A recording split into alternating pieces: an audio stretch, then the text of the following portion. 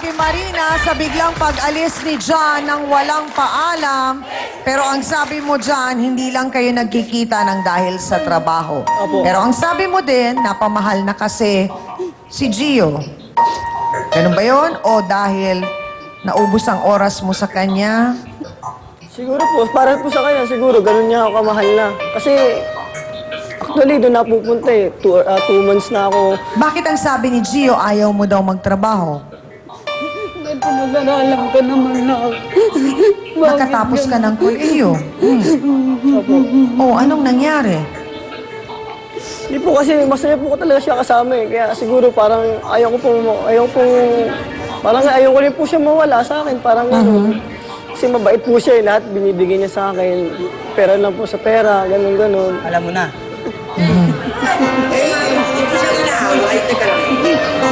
Yun po.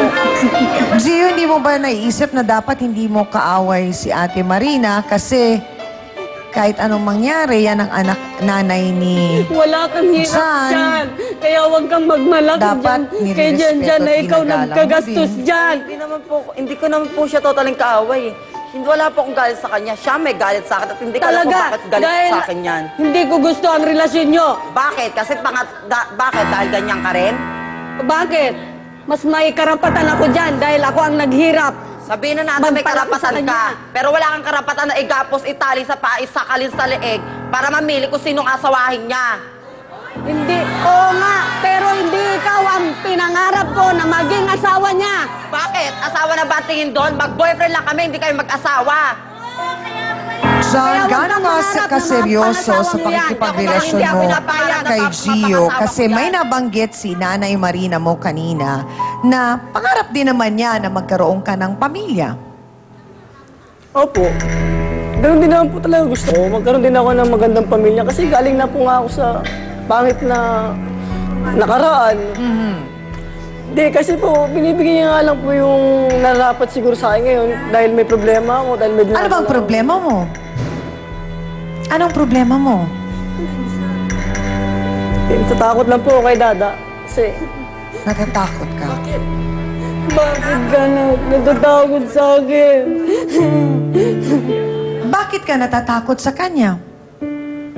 di na, may problema lang po kasi dun sa bahay. Anong problema sa bahay? Doon lang po sa isa ko pong kapatid na si Sheila. Nasaan si Sheila din? Bakit siya wala? Hindi ko nga po alam kasi 2 months na po akong wala sa kanila eh. So hindi mo rin alam kung anong nangyayari kay Sheila, ganun ba? Hindi rin ko po alam eh. Ah! At alam mo rin ba na hindi na rin umuwi si Sheila? Pero close ba kayo? Opo. Siyempre, simulat sa pool po, nagturingan na kami magkapatid eh. Kahit iba po ang magulang namin, inapon lang po kami. Okay lang po sa amin yun. So anong problema? Baka naman sinasabi mo lang may problema pero wala namang problema. Attorney Ben, dito po sa nangyaring pagkukupkop at pag-aalaga ni Aling Marina kay John at dun sa isa nga niyang kapatid na si Sheila, parang lumalabas po, hindi naman po ninyo in-adopt ang mga bata dahil hindi naman po nagpalit ng apelido nila sa birth certificate.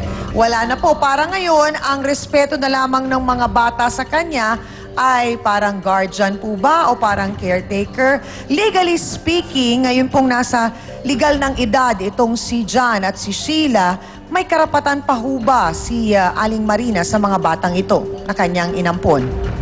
Nakikita natin dito, Tiangami, parang si Aling Marina ay naging guardian in fact nitong dalawang tao rito na sina John saka si Sheila.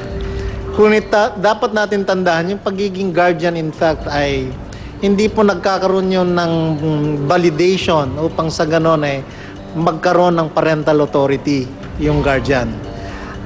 Gayon, sa makatuwid ay kahit na noong menor de edad pa itong mga batang ito ay hindi nagkaroon ng balor yung pagiging guardian in fact ni Aling Marina upang sa ganon ay masagkahan niya, no? At pwede niyang sabihin i-impose niya yung authority niya bilang siya ang ina o ama.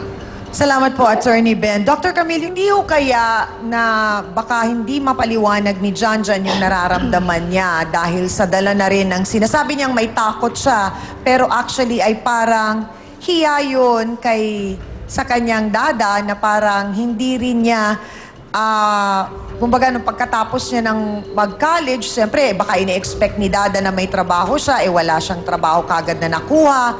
Pagkatapos, eto nga, may problema pa dahil ang karelasyon niya ay si Gio.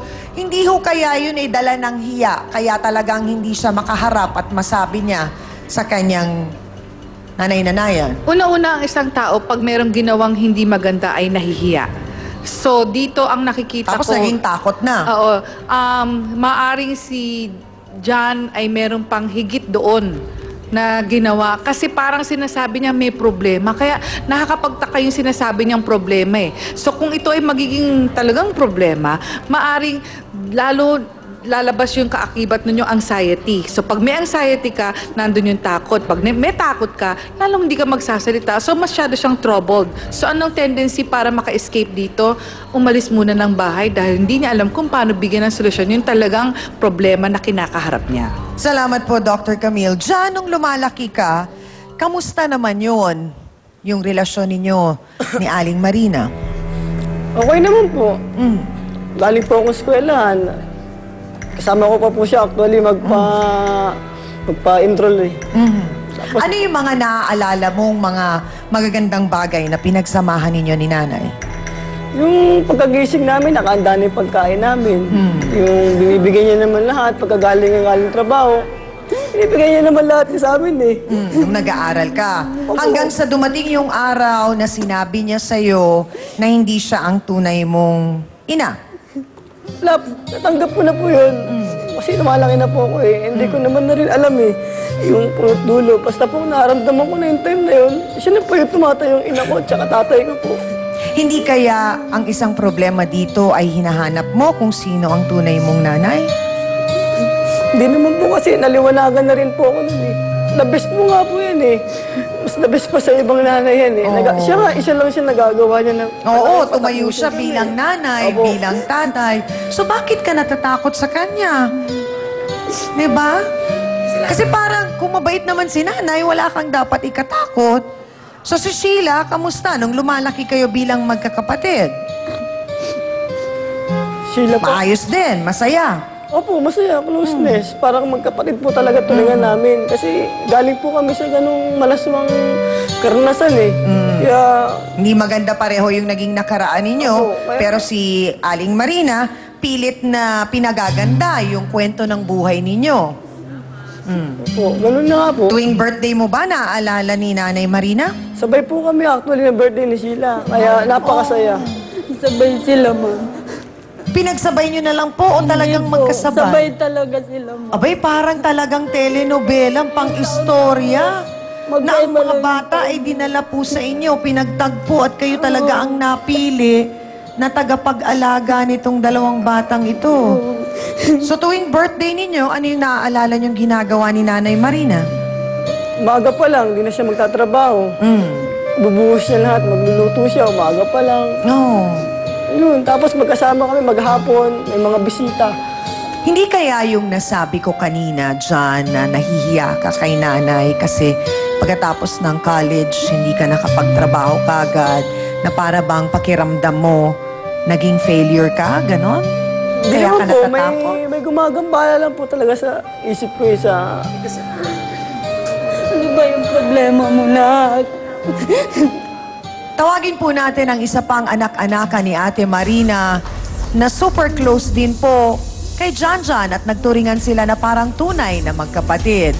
Ang tanong, may kinalaman ba siya sa sinasabing problema na ito ni John at kung bakit ilang linggo na rin siyang hindi umuuwi? Narito po si Sheila Robles. Pasok!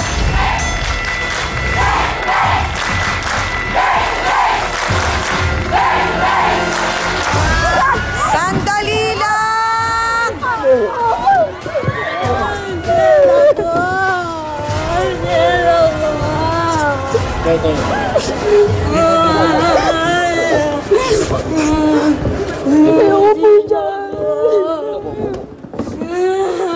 Ay,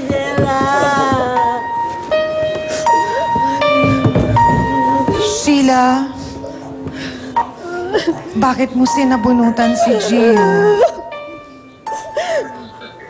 Ngayon ko lang po nalaman ni karelasyon yung madingi. Ang kapal na mukha mo. So, diretsa ang tanong, Sheila, bukod sa pagiging magkapatid, meron pa ba kayong relasyon ni John na higit doon?